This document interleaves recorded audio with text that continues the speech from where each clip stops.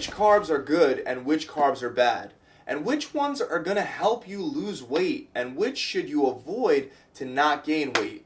These are some very common questions that I get all the time from my clients, both online and in the gym. One thing that's for certain is that there seems to be a giant carb phobia going around. Most people that want to lose weight are under the impression that carbs are the enemy. So I recommend watching this video all the way through because I'm going to explain not only how carbs are good for us, but I'm also going to tell you guys exactly which carbs are best to make you lose fat fast. The first thing that you have to know about carbs is that they are your body's preferred source of energy.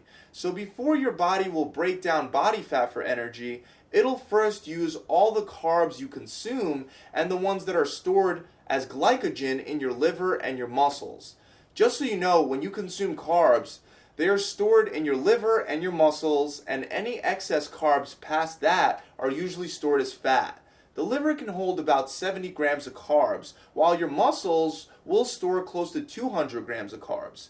By building more muscle, you're able to absorb and use carbohydrates more effectively into your muscle cells rather than storing them as fat. So weight training can definitely help you process carbohydrates much more efficiently. There are two categories of carbs, and one of them is high glycemic while the other one is low glycemic.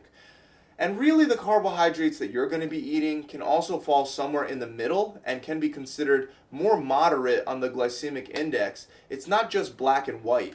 So carbs that are high glycemic will, one, digest faster, two, they will spike your blood sugar and invoke a much more rapid insulin response, and three, they'll drop your insulin and blood sugar back to normal levels or even below normal levels pretty fast after digestion.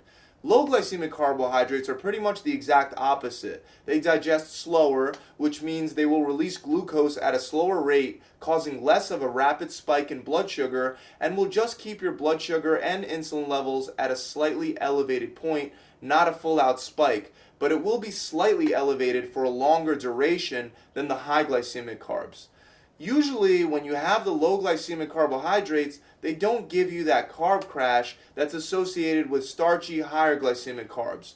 So you don't usually have to worry about blood sugar dropping too low after digestion.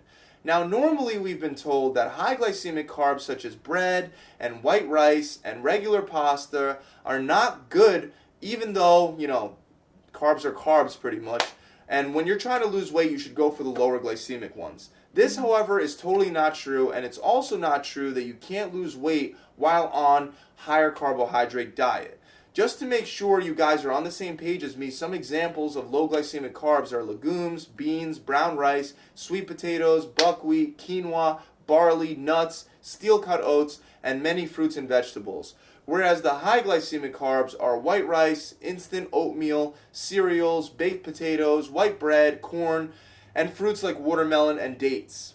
Even though white rice will spike your blood sugar and insulin much higher at a faster rate than brown rice, you can still lose a lot of weight by eating white rice. And the brown rice won't spike your insulin or blood sugar quite as high, but it will raise it to a moderate level for a longer period of time. That's why many nutritionists and fitness experts now say that there really isn't that big of a difference between the two when it comes to weight loss. The outcome of whether you're going to lose weight or not on your diet has a lot more to do with food quantity and quality than it does with if the food is high glycemic or low glycemic, or if you have a higher percentage of carbs throughout the day or a lower percentage of carbs throughout the day. You can definitely put on body fat while having no carbs at all and just having a diet very high in fats and protein. So there's nothing inherently bad about carbs. It's more so about the quantity that you're consuming. So consuming tons and tons of steel-cut oats can still make you gain weight. The one thing about low glycemic carbohydrates that can help you a lot with your diet is that they usually will fill you up for longer than the faster digesting high glycemic ones. A lot of this has to do with fiber. For example, brown rice will have a lot more fiber than white rice, so it will fill you up for longer and will have less of a chance of causing a carb crash where you feel tired and lazy. However, Once again, you can easily eat too much brown rice and gain weight. The key is maintaining an energy balance, and that can be done with a high carbohydrate diet or with a low one. That can also be done with high glycemic carbs as well as with low glycemic carbs.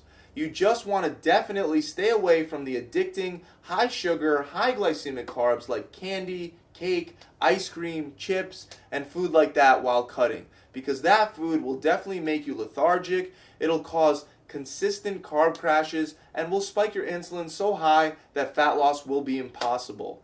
Also, because of the addicting effects of sugar and the way your body responds to the essentially empty calories found in processed sweets, you're going to be hungrier for more and more of the same addicting foods, especially because those carbs don't fill up your stomach, yet they pack an incredible punch in the amount of calories within them. That's it, guys. I really hope that this video has helped you guys out. If you enjoyed this video, make sure you leave it a big thumbs up, comment below, and subscribe to this channel. I'll see you guys soon.